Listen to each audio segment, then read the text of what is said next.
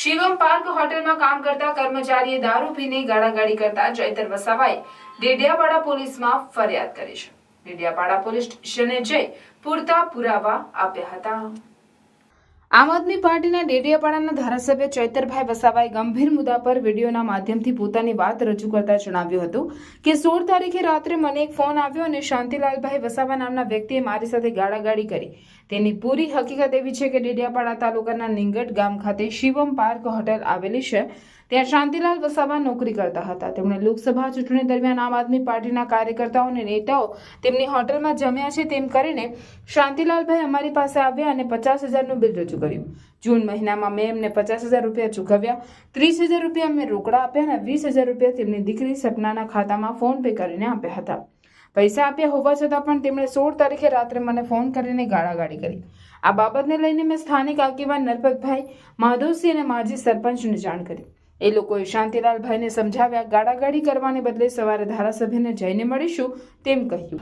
જે 16 તારીખે રાત્રે 9:50 જે નંબર પરથી ફોન આવ્યો હતો અને જે શાંતિલાલભાઈએ ગાળામગાળી કરી હતી એની હકીકત એવી છે કે શિવમ પાર્ક હોટલ ગામ નિંગટ તાલુકો ડેડિયાપાડા ખાતે શાંતિલાલભાઈ ત્યાં શાક બનાવવાના કારીગર તરીકે નોકરી કરતા હતા અને લોકસભાની ચૂંટણી દરમિયાન ત્યાં આમ આદમી પાર્ટીના નેતાઓ જમ્યા છે એમ કરીને શાંતિલાલભાઈ અમારી પાસે બિલ લેવા માટે આવ્યા હતા અને 50,000 રૂપિયાનું બિલ હતું એમ કરીને જૂન મહિનાની અંદર જ 50,000 રૂપિયા મેં એમને ચૂકવેલા, 30,000 રોકડા લઈ ગયેલા અને 20,000 એમની છોકરી સપનાના ખાતામાં અમે નાખ્યા છે ફોન પે કરીને. ત્યારે માત્ર ને માત્ર પૈસાના બહાને રાત્રે દારૂ પીને એમણે જે ગાળી ગોલોચ કર્યા તે દરમિયાન મારો ફોન લાઉડ સ્પીકર પર હતો. અમે જમતા હતા. મારા ઘર પરિવારે બધું કીધું કે ધારાસભ્ય થઈને આમની આપણે ગાળ સાંભળવાની છે. એ બાબતને લઈને મારા ત્યાંના આગેવાનો નરપતભાઈને ફોન કર્યો, મેં માધવસિંહને કીધું અને ત્યાંના માજી સરપંચશ્રીને કીધું અને એ લોકો ત્યાં એમને સમજાવ્યા અને આ ગાળી ગોલોચ કરવાના બદલે 9 વાગે આપણે ધારાસભ્યને જઈને મળીશું.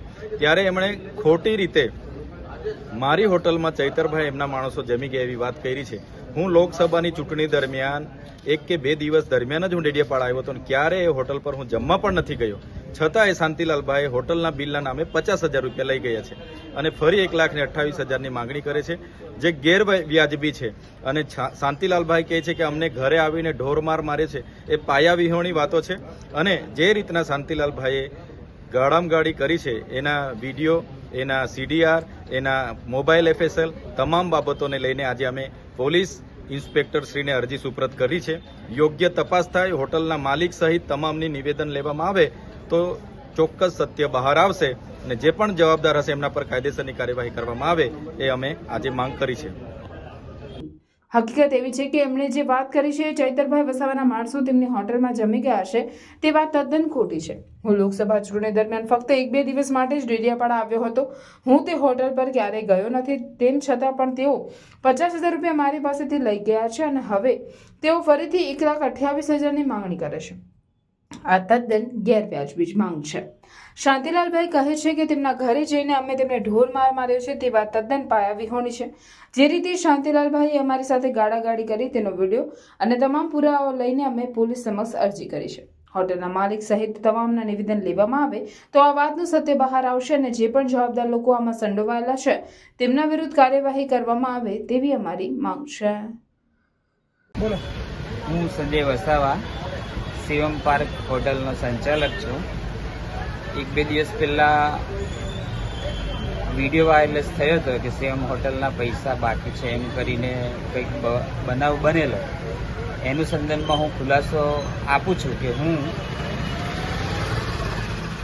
ઇલેક્શન દરમિયાન લોકસભાની અંદર આપના કાર્યકર ત્યાં આવીને જમી જતા હતા. તો એનું જે કંઈ બિલ હતું 50,000ની આસપાસનું તે જે તે ટાઈમમાં સમયસર આપી દીધેલું છે. પણ પેલો વિડીયો વાયરલેસ થયો છે તેમાં આ બાબતની વાત થયેલી છે તે અમારા એના હાથે કંઈ નિસ્બત નથી. કદાચ એ પોતાનો અંગત પૈસા હોય અને એમને કંઈક બનાવીને કીધું હોય એ અમને ખબર નથી. બાકી અમારે એમના સાથે કંઈ લેવા દેવા નથી અને અમારું ચૂકવણું અમને મળી ગયેલ છે.